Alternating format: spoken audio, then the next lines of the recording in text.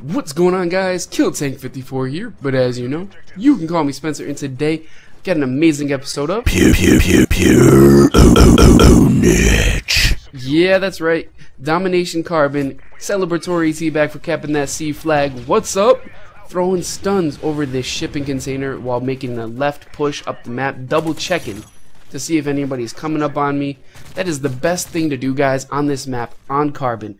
Make that left rush, get those stuns, get those frags, get everything you can off over that shipping container, and if you get hit markers, you'll know somebody is rushing you. So make sure you get that guy rushing you first and then advance into that position, because once you get into that little crate that everybody likes to snipe inside of, you can have a look over the B flag, you can kind of tell where your enemies are going to go, what they're going to do, and you can get a lay of the land and figure out your opposing team's just strategy. If they're going to do a B rush, if they're going to do a C rush, what they're trying to do, if they're trying to switch the spawns on you, you can have the heads up at all times. So I just want to let you guys know, make that left side rush and get random ass headshots out of nowhere for not even shooting people. What I fucking do, hit him in the head with a grenade. I wish I had this game in my file share still. I'd go back and check that out. It's really fucking random. But anyways, like I said, this is a popular spot. As you see, this guy's already camping it with his golden gun. As always, you got people just like to sit in corners like it's their job or something. I don't know why people do it. It's not exciting to me personally. I don't get the point of it. But hey, everybody's got their own play style. Mine's a little more in their face and getting them on their ass like that. Ooh, what's up? Sit down.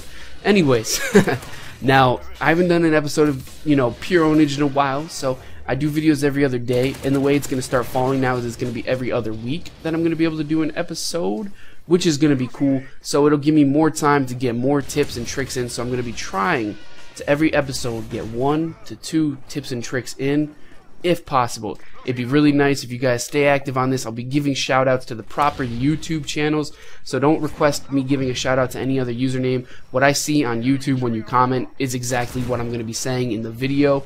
So please, I need as many submissions as I can get. I've already got quite a few backed up, so I can continue this series for a while. But to keep active with you guys and to keep active with me, it'd be nice to see that you guys all... Look at this! What the hell are these guys doing? Get caught from behind! Yeah. Sorry, back into the topic.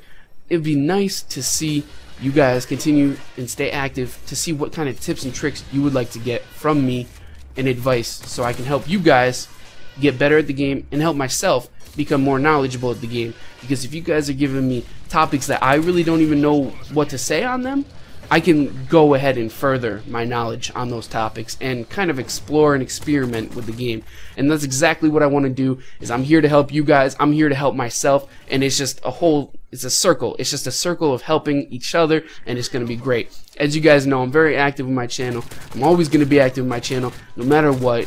Even if I ever reach upwards of 1 million subscribers, which I highly doubt, but if I ever do, I'm honest with you guys, I'm going to be showing an effort 24/7. I'm not going to be slacking. You'll always see me trying to comment, and I know there's going to be thousands of comments one day, and I'm not going to be able to reply to each and every one of them, but I'll be replying to a majority of them, like a great deal of them. Not over 50%, because over 50% of like 3,000 comments is over 1,500. So 1,500 comments in a day, I think that's nearly impossible to do. It takes me quite a while to reply to at least 100 comments, but still, nonetheless, I'll be doing a minimum of 100 a day, as always. So, alright, with all that stuff aside, time to get into the topics of today. I've already covered the point streaks mainly on how to build them and what the best ones are in the last episode of PuR OwNaG, which actually was a gameplay over here on the map Carbon, which is pretty coincidental. I didn't realize that till now. I'll try not to repeat the maps too many times, but you guys are going to get a bunch of great gameplays no matter what the map is, so here you go. This main topic right now is going to be perks for the assault/rushing. You guys already got my rushing tactics. Take that left side when you spawn on C. That C flag, you got that higher ground, you got that dominance. Get up there, get to that spot in the particular under the shipping container that I throw stuns over.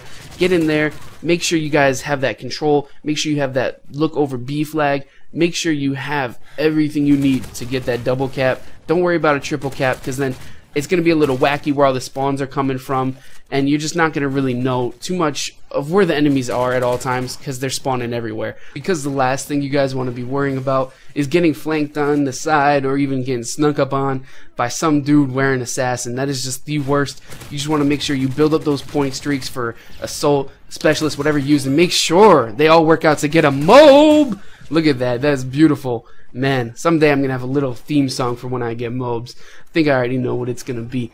You guys will have to stay tuned for that. But now I just got my 6th MOAB over here on Carbon Domination. I'm going to be here to help you guys hopefully either get your 1st, get your 2nd, get your 10th, get your 15th MOABs. Hopefully all my tips and tricks can help you get this word that nobody can pronounce correctly. MOAB, MOAB. Whatever, it just flows naturally as MOAB for me. So I apologize to you critics out there that mispronounce it or catch people mispronouncing it all the time. But I really just wanted to talk about the main topic for today, perks for the assault/rushing, and to go over each class in particular. This came from an individual username by WTF KBang FTW. It'll be in the description just so you guys know. And I would love to do each class in particular, but I'm going to save that for a video in itself when I max out this game. So I'll save that for a later time down the road. But what I want to get into that's interesting about this is the perks for the assault rushing class. Now me, personally, you guys don't have to do this, but this is all my strict opinion, and I have upwards of 27 MOABs now. I have 27 MOABs. So if you guys, I have the backing, I'm putting the gameplays out there to show you.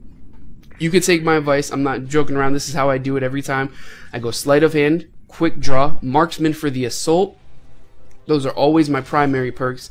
And then stalker for the submachine gun classes because it gives you the better mobility when you're running and aiming down the sights, which I do more with the submachine gun class than I do the assault class.